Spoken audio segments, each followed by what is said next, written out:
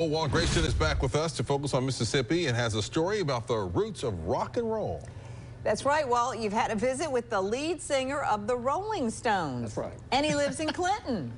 Obviously not the Rolling Stones' Mick Jagger. No, not Mick Jagger, no, but our Rolling Stones, the band that was organized at Mississippi State back in the mid-1950s. By the way, they preceded the other Rolling Stones and had hit records and toured all over the place. Andy Anderson is who we're talking to. He still has plans for the band, by the way, not to play anymore, but to honor them. Andy Anderson is originally from Clarksdale. He was born the same year as Elvis. He started making records about the same time as Elvis. Same kind of music, too. Rock and roll, yes, but more precisely, rockabilly. I cut our first record at Sun Records with Sam Phillips in 1956. That version of Tough, Tough, Tough is still played in Europe today. Wow. We played rock and roll with an attitude. Andy Anderson and the Rolling Stones, and then later the Dawnbreakers, were pioneer rock musicians. Every time they and the other bands like them recorded a song, they were making history.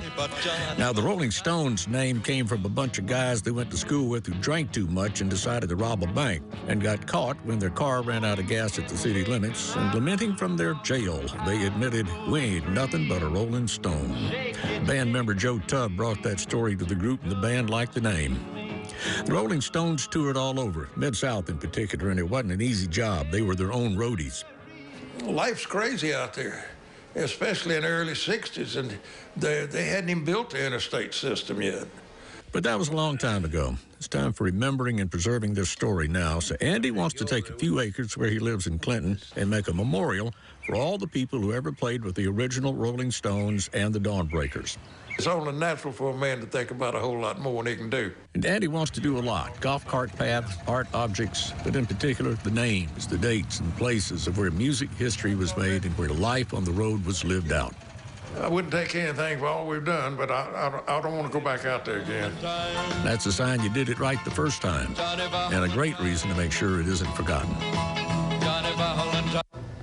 Oh, by the way, just as an aside, the one time the band was signing records at a store over in Meridian, and they asked the owner of the store's son to help design them a gutsy bass amplifier for them.